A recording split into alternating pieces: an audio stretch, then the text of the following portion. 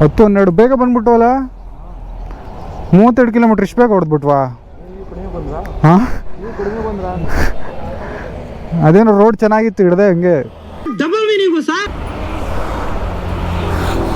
Hi ನಕ್ಕೋಯ್ತಾರ ಅವರು. ಏನು ಕೆಲಸ ಮಾಡಲ್ಲ, ಕೆಲಸ ಮಾಡಕ್ಕೆ ಏನಿಲ್ಲ. ಅವ್ರ ಬಟ್ಟೆ ಹಾಕಂಗಿಲ್ಲ. ಓಯ್ ಬಸ್ಸಿಂದ ಹೋಯ್ತಿದ್ರೆ ಎಷ್ಟು ಬಿಸಿ ಹೊಡಿತೈತೆ ಗುರು. ಫಸ್ಟ್ ಈ ಬಸ್ನ ಸೈಡಿಗೆ ಹಾಕಬೇಕು. ಮೈಸೂರು ರೋಡು ಮಸ್ತಾಗೈತೆ. ಇನ್ನು 63 ಕಿಲೋಮೀಟ್ರ್ ತೋರಿಸ್ತೈತೆ ಮೈಸೂರು. ಬಟ್ ಮೈಸೂರಿಗೆ ಹೋಗ್ಬಿಟ್ಟೆ ಹೋಗ್ಬೇಕು ನಮ್ಮೂರಿಗೆ.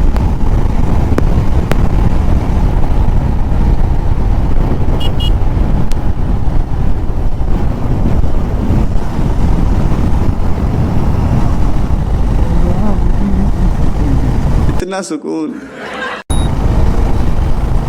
ಓಲು ಲೆಜೆಂಡ್ ಗಾಡಿನ ಎತ್ಕೊಯ್ತವ್ರು ಗುರು. ಒಂದ್ಸಲ ಯಾರು ಕರ್ಕೊಯ್ತವ್ರೆ. ದೇವ್ರೆ ಅವ್ರಿಗೇನಾದರೂ ಒಳ್ಳೇದು ಮಾಡಪ್ಪ.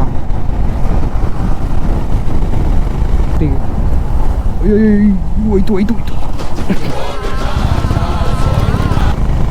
ವಂಸ್ಗಳು ಏನು ಗುರು ಹಿಂಗೆ ಊರು ಮಣ ಹಾಕೋರೆ. ಗಾಡಿ ಬರ್ತಿದೆ ಕಂದ ಹೇಳ್ಕೊ ಸೈಡಿಗೆ. ಸರಿಯಾಗಿ ಹೇಳಿದೆ ಗುರು ಯಾರು ಸೈಡಿಗೆ. ಹಾಂ ಏನು ನೀನು ಎಳಿತಿಲ್ಲ, ಎಳೆಯನ್ಗೂ ಎಳೆಯೋಕೆ ಬಿಡ್ತಿಲ್ಲ. ಯಾಕಿದು? ಇವತ್ತು ಹಿಡ್ದೇ ಹಿಡಿತೀವಣ್ಣ. ದಾರಿ ಕೊಡಲ್ಲ ಅನ್ಸತ್ ಗುರು. ಸೈಡಿಗೆ ಪಟಾರ ಅಂತ ಎಳೆದ್ಬಿಡ್ತಾನೆ ಹಂಗೆ.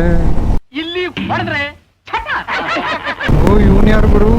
ಬಂದ್ಬಿಡು ಮೈ ಮೇಲೆ ಬಂದ್ಬಿಡು. ಆಯ್ತು ಎಜುಕೇಶನ್ ಇವರು ಎಜುಕೇಶನ್ಗಳು ಎಷ್ಟು ಮಾಡಿರೋದು? ನಾವ್ 0 ಪಾಸು. ಮತ್ತೆ ಕೆಲ್ಸಕ್ಕೆ ಹೋಗೋದಾಯ್ತಲ್ಲ. ಕೆಲ್ಸಕ್ಕೆ ಹೋಗಿ ಏನ್ ಮಾಡ್ಬೇಕು? ಒಟ್ಟಿಗೆ ಏನ್ ತಿಂತೀಯ? ಅನ್ನ, ಹಿಟ್ಟು, ಚಪಾತಿ, ಮಟನ್ನು, ಚಿಕನ್ನು, ಆಲೂಗೆಡ್ಡೆ, ಬದನೆಕಾಯಿ, ಟೊಮೊಟೊ, ಸೊಪ್ಪು. ಇವತ್ತಿನ ಕಥೆನಂತು ಯಾರ ಸರಿಯಾದ ಧೂಳ ಕೂಡ ನೀವು. ಸರಿಯಾದ ಧೂಳ ಅಂದ್ರೆ ರಾತ್ರಿನಾಗೆಲ್ಲ ಯೋಚನೆ ಮಾಡೋಲ್ಲ. ಹೋಯ್ತು ಗುರು ಸಾಮಾನು.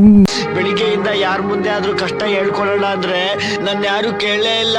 ಕೇಳಿದ್ರೆ ಗೊಳೋ ಅಂತ ಹತ್ಕೊಂಡು ಎಲ್ಲ ಹೇಳ್ಬಿಡ್ತಾ ಇದ್ದೆ. ಅಬ್ಬಾ ಈ ಬಿಸಿಗೆ ಹಂಗೆ ಗುಲಾಬ್ ಜಾಮೂನ್ ಎಲ್ಲ ಗಲ ಗಲ ಗಲ